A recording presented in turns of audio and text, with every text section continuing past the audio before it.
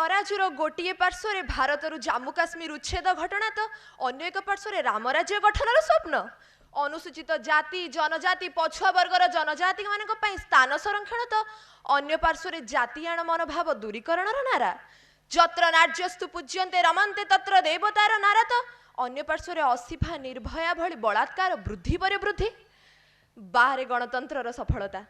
वरेण्य विचारक मंडली पूज्यसु गुरुजन मंडली ज्ञानतिसु ज्ञानी मंडली एवं मोर प्रतिभागी सहयोगी भाई भौणी माने मु प्रज्ञा पारमिता प्रियदर्शिनी प्रतिनिधित्व करुअछि सामंत चंद्रशेखर स्वयं शासित महाविद्यालय को आज रही गोपबंधु स्मारक तर्क प्रतियोगिता रे आज आलोच्य प्रसंग भारत रे कष्टविध गणतंत्र सफल होई परिछे कि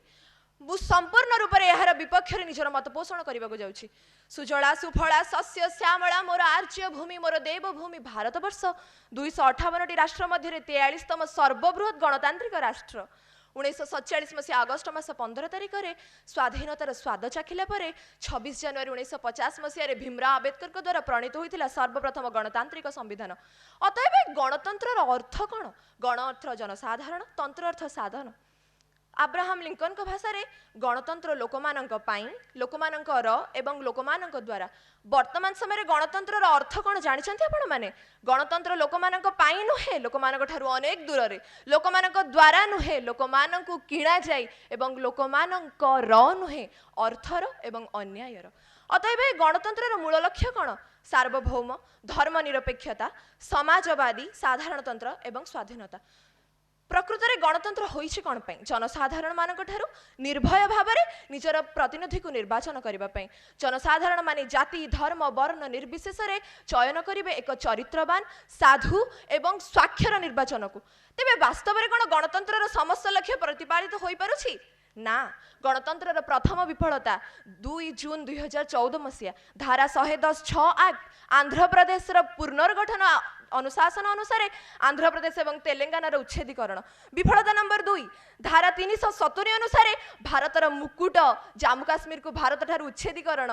विफलता नंबर 3 जातियाण मनोभाव दूरीकरण करने को जो मैंने नारा दौरान से माने अनुसूचित जाति जनजाति और समस्त पछुआ वर्गर स्थान संरक्षण कर लगी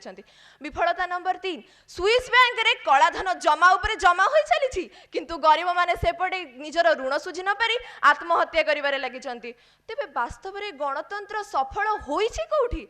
गणतंत्र विफलता पछर प्रमुख कारण कौन जानते आमर अस्वाक्षरता हार आमर टंका प्रति प्रलोभन गरीबी बढ़िबारे लगी बेकार समस्या बढ़िबारे लगी गणमाध्यम जो 5 पैसार जिनिस होची ताकू 500% कर देखा जाउछंती तेबे गणतंत्र सफल हबो कोठी जदि कौनसी नियम देशर अग्रगति पछरे बाधा सृष्टि करुछि तेबे से नियम को समय अनुसार परिवर्तन करबा दरकार जदि कौनसी नेता निजर पैतृक संपत्ति भावी राजकोष को शून्य कर चली तेबे से नेतार ए देश में कौन जरूरी नहीं जदि वास्तव में आमको गणतंत्र को सफल करने को पड़ो ना तेबे आमको निजर मानसिकता वृद्धि करने को पड़ो ना सीमा पार संघर्ष असिफा निर्भया भली बलात्कार घटना दिन को दिन वृद्धि कर चलो आम हाथ उपर हाथ धरी बसवा ये गणतंत्र विफलता पछरे कौ मैंने अच्छा जानते आम निजे जनसाधारण गोटे जनसाधारण अर्थर बशवर्ती हो प्रलोभित हो निजे एक अशिक्षित जनजाति को निर्वाचन में प्रतिनिधित्व कर शासन भार ग्रहण करुचे जदि शिक्षा मंत्री पाखे साक्षरता हार 10% थी तेबे सेवा केमी देशर साक्षरता को 100% पहुंचेब यह तो केबे भी संभव नुहे तेबे वास्तव में गणतंत्र समस्त शासन को अनुशासन रे परिवर्तन करा जाऊ जद्वारा कि प्रतिटी जनता बाध्य होबे गणतंत्र समस्त शासन को निजर मुंडपात करी सहिबा पई जदि वास्तव में गणतंत्र को सफल करिवार अछि तेबे बदलांतु निजर चिंताधारा एवं निर्वाचन को भोट दान रे परिणत करंतु भोट रो क्रय रे नुहे जदि गणतंत्र को साक्षरता रे पहुंचेबार अछि तेबे आपणकर लोकप्रतिनिधि चयन करंतु मात्र ताकू ही चयन करंतु जे वास्तव में देश को उन्नतिर पथरे आगे नहीं पारिबो देशर अग्रगति रे बाधा सृष्टि करिबो नुहे एतिकी कहि मोर वक्तव्य सान करूची जय हिंद।